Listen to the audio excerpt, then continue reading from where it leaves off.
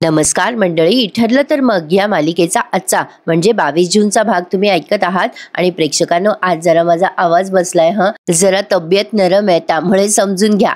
तर बघा, सायलीने आज खूप छान उपक्रम राबवलाय. सायली सर्वांना सांगतेय की आज आपण छान शेती करायची आहे आणि काही बिया रुजवायच्यात. त्यावर प्रिया म्हणते, मी काही शेती बिती करणार नाही, मी चालले.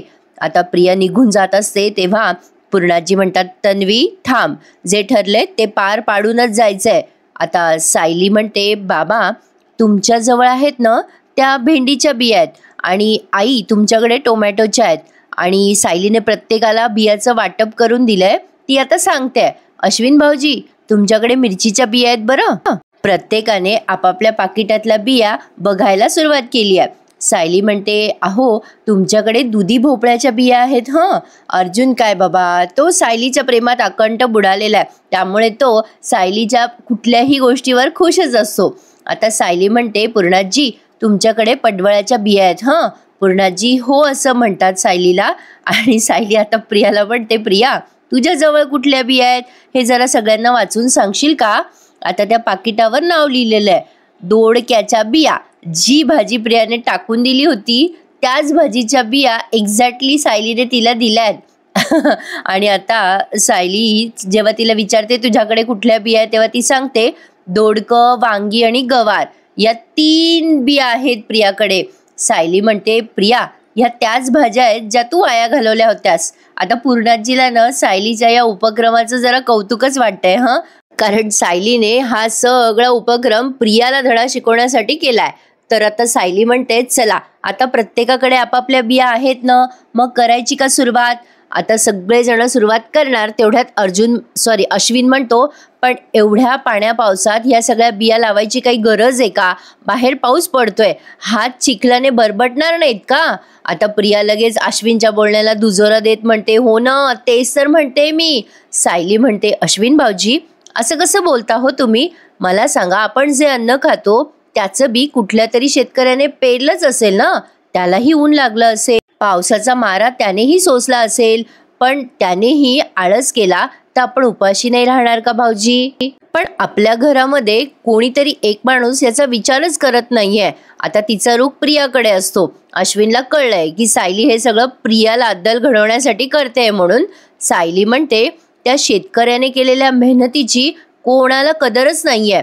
आता प्रियाकडे बघून ती बोलत असते. मग प्रियाला तो टोमणा चांगला जोरात लागतो. ती म्हणते कशी सायलीला, पुरे पुरे सायली, तुझा मुद्दा आहे ना तो आलाय माझ्या लक्षात, पुरे पुरे. सायली म्हणते, प्रिया अगं असं पुरेपुरे म्हणून कसं चालेल.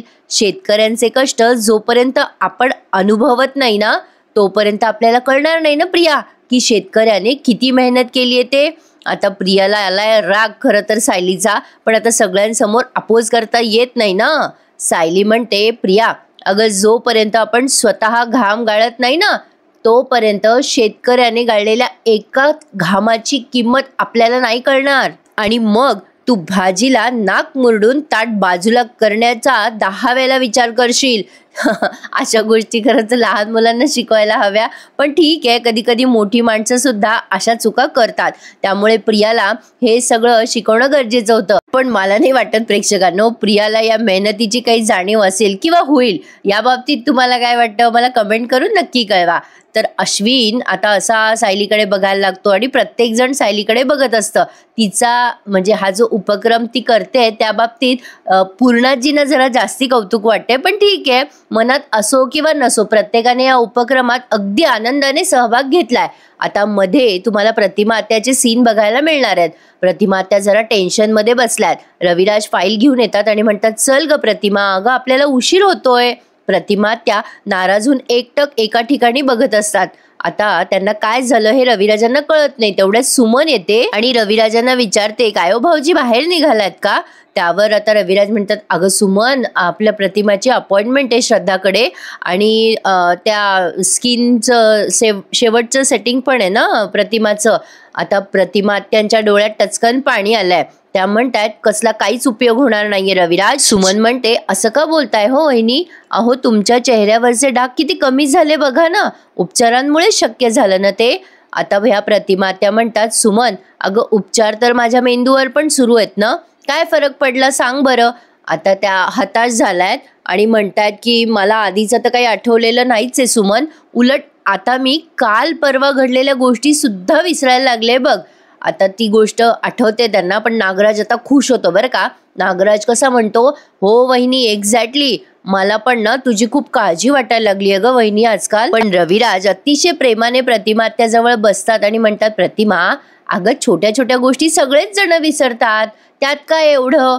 प्रतिमा त्या म्हणतात, अहो पण मी एखादी गोष्ट करते आणि ती गोष्ट मी केली आहे हे माझ्या लक्षात का राहत नाही. बघा ना, त्या पूर्णाईंना मी माझ्या फोनवरनं मेसेज केला, तो मी त्यांना कधी केला, कशासाठी केला हे मला का आठवत नाहीये, मला खरंच आठवत नाहीये अहो. आणि तुमचं असं होतं का, अगदी माझ्यासारखं. आता रविराज प्रतिमात्याचं ऐकतात आणि त्यांनाही जरा टेन्शन येतं आणि सुमनला सुद्धा. प्रतिमात्या म्हणतात, रविराज माझ्या उपचारांवर तुम्ही पैसे वाया घालवतायत, मला नाही वाटत माझी स्मृती कधी परत येईल. अहो उलट मी हळूहळू सगळंच विसरून जाईल की काय असं मला आता वाटायला लागलंय आणि खरंच भीती वाटते हो रविराज.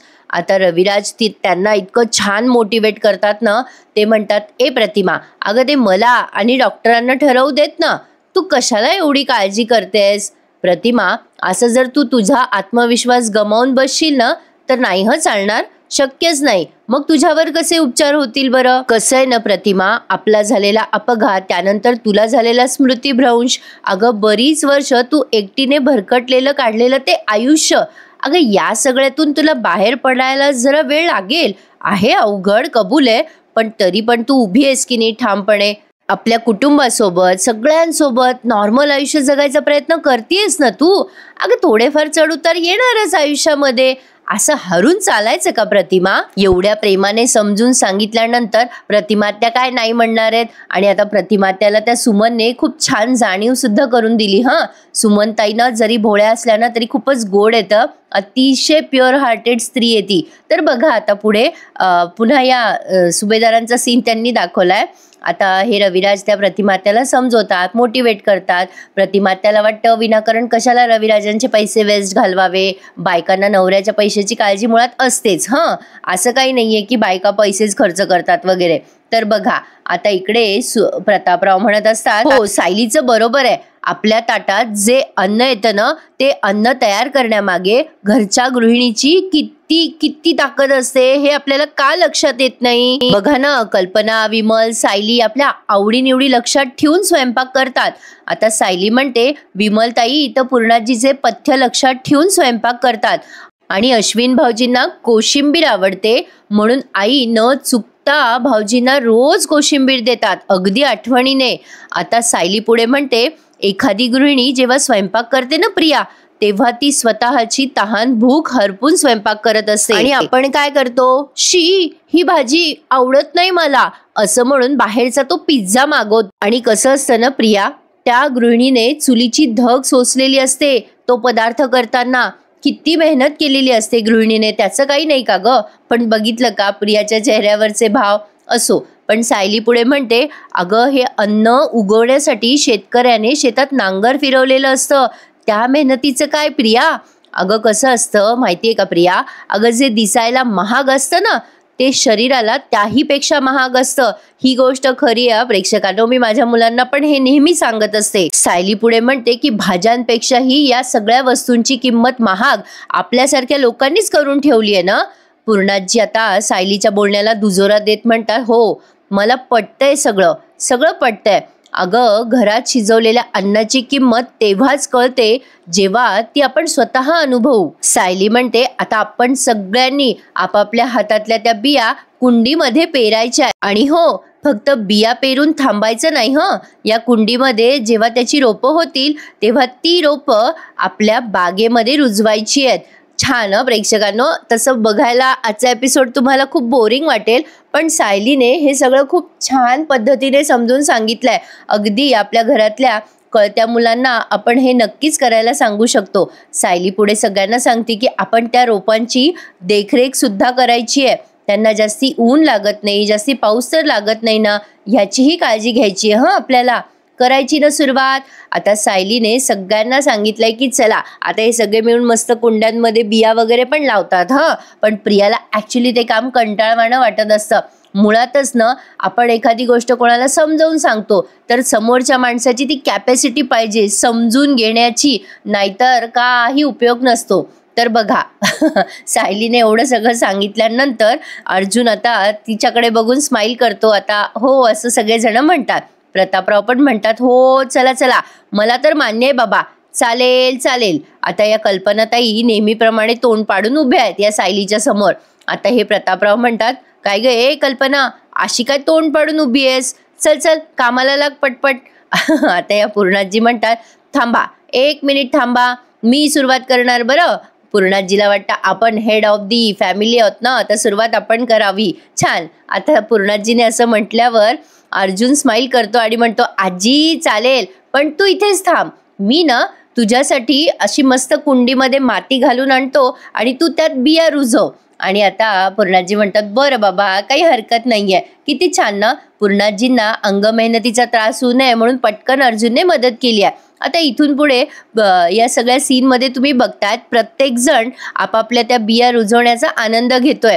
कोणी त्या कुंडीला असं उकरतंय, माती तशी फारशी ओली नाहीये आणि चिखलही कमी आहे, पण सगळ्यांनी आनंद घेतलाय. सगळे एकमेकांकडे बघून स्माईल करताय आणि त्यांचा दिवस असा मस्त गेलाय. रविवारची सुट्टी आहे बहुतेक म्हणून एवढी छान एन्जॉय करताय हे सगळेजण. तर बघा या कल्पनाताईंनी पण आता छान त्या कुंड्यात माती वगैरे टाकली आहे. अश्विन पण एन्जॉय करतोय. पूर्णाजीने असं टिपवायवर घेतली आहे ती कुंडी आणि त्यात अशा बिया रुजवत आहे. अर्जुनने सुद्धा त्याच्या दुधी भोपळ्याच्या बिया त्याच्यात टाकल्यात बरं का त्या कुंडीमध्ये. आणि न असा उपक्रम मी तर म्हणते प्रत्येकाने केला पाहिजे. अशा ताज्या भाज्या एवढ्या छान लागतात ना प्रेक्षकांनो, अप्रतिम. आता अशात जास्त गावी राहणं होत नाही, पण आम्ही गावी जेव्हा राहत होतो ना तेव्हा असं संध्याकाळच्या वेळेला ताजी ताजी वांगी यायची आणि त्या ताज्या वांग्याची भाजी काय लागते अप्रतिम. तुम्ही नुसती तिखट मिठाची फोडणी जरी दिली ना त्या वांग्यांना तर असली अप्रतिम भाजी लागते ना ताजी, अमेझिंग. पण आजकाल अशा ताज्या आणि सकस भाज्या बघायला मिळत नाहीत. आपण भाज्या फ्रीजमध्ये ठेवून देतो किती दिवस आणि त्या भाज्याची चवच निघून जाते. या जनरेशनला जरा कसदार अन्न कमीच मिळतं प्रेक्षकांनो असं मला तरी वाटतं. पण जाऊ देत, आता या विषयावर चर्चा केली तर आपला अख्खा एपिसोड कमी पडेल नाही का. पण बघा अर्जुन आता सायलीकडे स्माईल करतोय त्या बिया रुजवताना आणि कुठेतरी त्याच्या मनात असं कौतुक आहे नाही का, माझी बायको गोड आणि हुशार आहे म्हणून. तर बघा आता पुढचा सीन पुन्हा प्रतिमात्याचा घेतलाय. नागराजला वाटत असतं प्रतिमात्याला दवाखान्यात नेऊ नये म्हणून म्हणतो कसा बघा, अरे दादा वहिनीला जर या सगळ्या ट्रीटमेंटचा त्रास होत असेल, मनस्ताप होत असेल तर मी म्हणतोय कशाला या ट्रीटमेंटचा अट्टाहास करायचा नाही का दादा.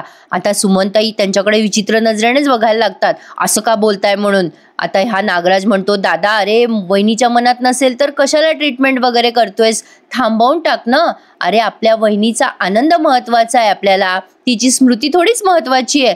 रविराज म्हणतात अरे नागराज या सगळ्या ट्रीटमेंटचा मनावर थोडाफार ताण तर येणारच ना रे, तेवढा तर प्रतिमाला सोसावाच लागेल. आपली प्रतिमा आहे ना या सगळ्यात खचून जाणाऱ्यातली नाहीये, धीर असणारी आहे माझी बायको. आता नागराज त्यावर अशी हसून रिॲक्शन देतो. रविराज पुढे म्हणतात तिची ही सगळी प्रगती बघून मला प्रतिमाचा अभिमान वाटतोय. सुमनताई काय म्हणतात बघा, त्या म्हणतात वहिनी अहो तुम्ही आला होता, जेव्हा तुम्ही परत आला होतात घरी तेव्हा तुमची काय अवस्था होती आठवण. आता या प्रतिमात्याला आठवतं की त्या किती घाबरत होत्या, कोणालाही बघितलं तर पळत होत्या. ते सगळं दृश्य आपल्याला इथे व्हिज्युअलाइज करून दिलंय. सायलीने त्यांना सावरलं, हे सगळं आपल्याला इथे आठवून दिलंय आणि प्रतिमात्या ते आठवतात. सुमन पुढे म्हणते वहिनी आता तुम्ही किती व्यवस्थित वागता, किती छान बोलता, अहो अगदी आमच्यासारख्याच वावरता. काही चुकलं कोणाचं तर ठणकावून सांगता. अहो कधीतरी एखादी गोष्ट विसरलात तर ते काय एवढं मनाला लावून घ्यायचं वहिनी. आता प्रतिमा त्याला मुद्दा पटतोय या सगळ्यांचा. रविराज म्हणतात बरोबर बोलते सुमन, चल बरं प्रतिमा जाऊयात आता डॉक्टरांकडे, चल आता नको विचार करू या सगळ्यांचा. आणि हे बघ प्रतिमा तुला स्वतःसाठी नाही पण आपल्या कुटुंबासाठी तरी खंबीरपणे उभं राहायलाच हवं की नाही. चल चल जाऊयात आता. हां, ए सुमन चल निघतो आम्ही, असं म्हणून आता प्रतिमा आत्या पण तयार झाल्यात बरं का. या सुमनच्या आणि रविराजांच्या बोलण्यामुळे त्यांना जरा आत्मविश्वास आलाय. साहजिक आहे म्हणा प्रतिमा आत्याचं असं वागणं, कारण त्यांच्या बाबतीत प्रिया माइंड गेम खेळतीये. पण हे सगळं त्यांच्या एक दिवस लक्षात येईल हे नक्की आहे. तर बघा आता पुढे काय घडतंय. आता इकडे सुभेदारांकडे सगळ्या त्या बिया रुजवायचा कार्यक्रम अजून चालूच आहे, पण नेमकी आता तिथे अस्मिता येते बरं का. त्यामुळे मजा येते त्या अस्मिताची. अस्मिताला वाटतं आल्या आल्या आपल्याला आयता नाश्ता मिळेल, पण आल्यावर ती या सगळ्यांना काम करताना बघते आणि विचारते काय चाललंय तुम्हा सगळ्यांचं. आता या पूर्णाजी म्हणतात अगो बाई अस्मी आली का ग. आता अस्मिता काही क्षण मनात विचार करायला लागते बरं का. बापरे या सगळ्यांचाच अवतार आहे, मला नाही वाटत कोणी खाऊ पिऊ घालेल मला. आता ती आयतं खायला आली आहे बिचारी, पण आता थोडासा विचार करते आणि म्हणते छान छान बागकाम करतायत का तुम्ही सगळे. करा करा छान आहे छान आहे. ठीक आहे चालू देत. हां मी येते, हां मी नंतर येते. अर्जुन म्हणतो ए अस्मिताई अगो कुठे निघालीस. अगं थांब ग, अगं भेटायला आलीस ना आम्हाला, चल चल तू पण मदत कर बरं आम्हाला. अश्विन तिला चिडवतो आणि म्हणतो दादा अरे आपलं बागकाम पाहून ती घाबरली रे मनातल्या मनात. आणि आता सगळे हसायला लागतात त्या अस्मिताला. आता अश्विन म्हणतो मम्मा अगं हिचं नाव अस्मिताई नाही आळशीताई ठेवायला पाहिजे होतं. छान नाव काढलं अश्विनने. आता ही अस्मिता चिडून म्हणते ए अश्विन गप्प बस हा, मी काही कोणाला घाबरत वगैरे नाही. मी ते सासूबाईंची औषधं आणायला चालले होते, तर वाटलं मला 5 मिनिटं डोकवावं इकडे. आणि तुम्ही सगळे बिझी होतात म्हणून मी निघाले होते. हां असं कोणाकोणाचं होतं प्रेक्षकांना, काहीतरी कामाला गेलं आणि माहेरी जाऊन यायचं 2 मिनिटं. बाई माझं तर नाही होतो अजिबात, घरातून मला तोंड काढायला वेळ नसतो. आता पूर्णाजी बघा तिची चोरी कशी पकडतात. पूर्णाजी म्हणतात अस्मिता काय ग, अगं तुझ्या सासूबाईंच्या डॉक्टरांचं नाव करंदीकर आहे ना, त्यांचा दवाखाना तर एस टी स्टँडच्या तिकडे, आणि तू इकडून कशी काय. नाही म्हणजे तुझ्या घरून त्यांच्याकडे जायला आपलं घर मध्ये लागत नाही, मग तू वाकडी करून इथे कशी काय आलीस. अस्मिता आता म्हणते अगं हो तसं ते पूर्णाजी ते आता अर्जुन आणि अश्विनला कळलं की ही कशाला आली. अर्जुन लगेच म्हणतो अस्मिताई खरं सांग तू इकडे नाश्ता करायला आली होतीस ना. प्रतापराव हसायला लागतात. अश्विन प्रिया सगळेच हसतात. अस्मिता म्हणते नाही रे नाही, चल अजिबात नाही. आता अर्जुन म्हणतो अस्मिताई खरंच आहे हेच आहे, आम्हाला काम करताना बघतेस आणि पळ काढतेस ना इथून. अस्मिता म्हणते नाही नाही नाही नाही असं काही नाहीये. अश्विन म्हणतो मग एक काम कर ना अस्मिताई, अगं तू जॉईन कर आम्हाला. ए विमलताई हिला कुंडी आण आणि एक बिया पण आणून दे, बियाचं पाकिट. ए अस्मिताई तू पण एखाद्या भाजीचं बी लाव ग. अस्मिताला थोडीच एक काम करायचं आहे. ती लगेच म्हणते कशी आहे नाही नाही नाही नाही मी नाही हे असली काही कामं करणार, तुम्ही तुमचं बघा. नाही म्हणजे काय झालंय ना, मला अंग मेहनत करायला सांगितलेलं नाहीये ना डॉक्टरांनी. मग आता सायली अर्जुन असं म्हणतात बरोबर आहे बरोबर आहे. मग आता बघा हां प्रतापराव कसे म्हणतात अगं अस्मिता अंग मेहनत नको करूस, कुंडी घ्यायची आणि माती टाकायची, त्यात फक्त बिया टाकायच्या आहेत, तू उचलू नकोस, विमल देईल तुला उचलून. अस्मिता म्हणते काय ओ डॅड तुम्ही पण या दोघांमध्ये सामील झालात का. सगळे मग हसतात. अस्मिता म्हणते आणि डॅड मी तसेही ना कालच नेल्स करून घेतलेत, म्हणजे ब्युटी पार्लरला जाऊन आलेली आहे थोडक्यात सांगायचं तर. अश्विन म्हणतो काय नेल्स करून घेतले म्हणजे, अरे आमची नखं तर आपोआप वाढतात बाबा. अश्विनला बिचारायला माहिती नसावं काय प्रकार आहे तो. प्रिया म्हणते अरे अश्विन तसं नसतं रे ते, अरे तिचं म्हणणं आहे तिने मॅनिक्युअर पेडिक्युअर करून घेतलंय. अस्मिता म्हणते हां अशा किमती ट्रीटमेंटला पैसे लागतात आणि खूप वेळ लागतो. माझ्या सासूबाईंनी खास ब्युटी ट्रीटमेंटच्या एजन्सीमधून एक मुलगी मागवली होती आणि तिने माझी सगळी ट्रीटमेंट केली आहे बरं का. त्यामुळे ना मला फार पैसे लागलेत त्या ट्रीटमेंटला, आणि मी हे असं माझे हात नाही घाण करणार, माझी स्किन आणि नेल्सला मी काही होऊ देणार नाही बरं. अर्जुन आता असा चेहरा करतो म्हणजे बरं बरं बरं बरं ठीक आहे हरकत नाही. आता अचानक सायली जोरात ओरडते आणि म्हणते सुचलं मला सुचलं. आता हिला जे सुचलंय ना प्रेक्षकांनो, ते साक्षीच्या पेंडंटच्या बाबतीत सुचलंय आणि ते अर्जुनच्या लगेच लक्षात आलं. आता तो त्याच्या बायकोवर अतोनात प्रेम करतो ना, त्यामुळे तिच्या मनात काय चाललंय ते त्याला कळलं बरं का. आता हे सगळेजण बघायला लागतात सायलीकडे आणि कुठेतरी मनात दचकतात बरं का सगळेजण, की आता ही पुन्हा कोणत्या कामाला लावते आपल्याला. पूर्णाजी म्हणतात, काय ग बाई, काय सुचलं आता तुला? सायली म्हणते, पूर्णाजी, तिने विषय बदलला बरं का. म्हणते कशी, पूर्णाजी, अहो नाश्ता काय करायचं ते सुचलं मला. अस्मिता ताईंना घावणं आवडतात ना, मग घावणंच करते की. अस्मिताच्या तोंडाला पाणी सुटलंय आणि कोणाकोणाच्या सुटलंय त्यांनी सगळ्यांनी लाईक करा माझ्या या व्हिडिओला.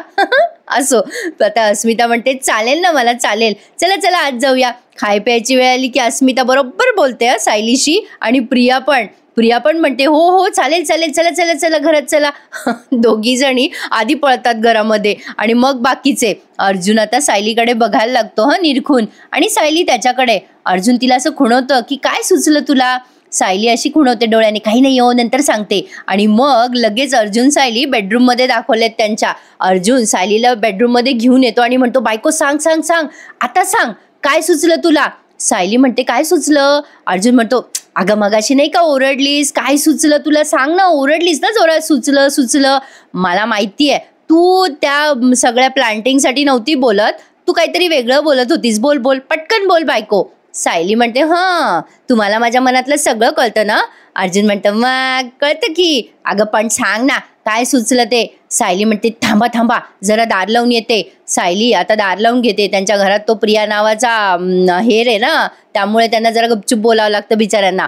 आता सायली म्हणते, ऐका, अहो मला जे सुचलंय ना ते असं आहे की साक्षीकडे त्या पेंडंटचा तुकडा आहे का, हे कसं शोधता येईल ते मला सुचलंय. अर्जुन म्हणतो, कसं? आता इथून पुढे ना प्रेक्षकांनो काही प्लॅन आपल्याला ऐकवला नाहीये. सायलीने अर्जुनला तिच्या मनात आलेला तो प्लॅन ऐकवलाय आणि इथून पुढे फक्त म्युझिक वाजतं आणि या दोघांच्याही चेहऱ्याचे हावभाव आपल्याला दिसतात. आता माझा एक अंदाज आहे, जे अस्मिताने सांगितलं ना की आमच्याकडे एक ब्युटिशियन मागवली, तसं कदाचित सायली ब्युटिशियन म्हणून त्या साक्षीकडे जाईल आणि तो पेंडंटचा तुकडा शोधायचा प्रयत्न करेल. तसा आपण प्रोमो पाहिलाच आहे. आता हे जे तुम्ही अर्जुन आणि सायलीचे फोटोज बघतायत ते फक्त त्यांच्या चेहऱ्यावरचे हावभाव आहेत. दोघे एकमेकांशी काही बोलत नाहीयेत, फक्त सायलीचे ओठ हलताना आपल्याला दाखवलेत. त्यामुळे सायलीने जो प्लॅन अर्जुनला ऐकवलाय तो प्लॅन आता एक्झिक्यूट करताना उद्या आपल्याला दिसणार आहे. त्यामुळे उद्याचा एपिसोड बघायला मिस करू नका. आजचा एपिसोड जरा सोसोच होता, तसंही आपल्या सगळ्यांना आजची सुट्टी एन्जॉय करायची असते ना,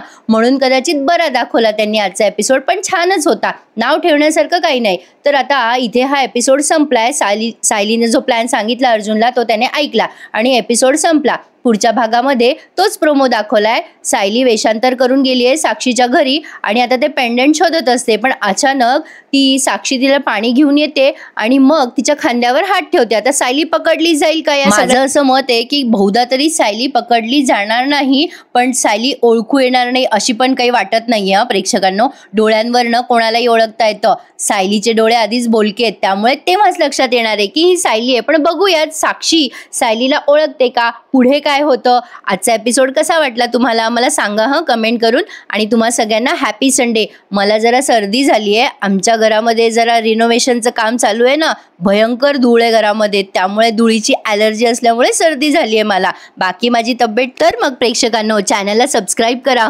नसेल केले तर. भेटूयात उद्या पुन्हा एकदा आणि पुन्हा तुम्हा सगळ्यांना happy Sunday, enjoy your day.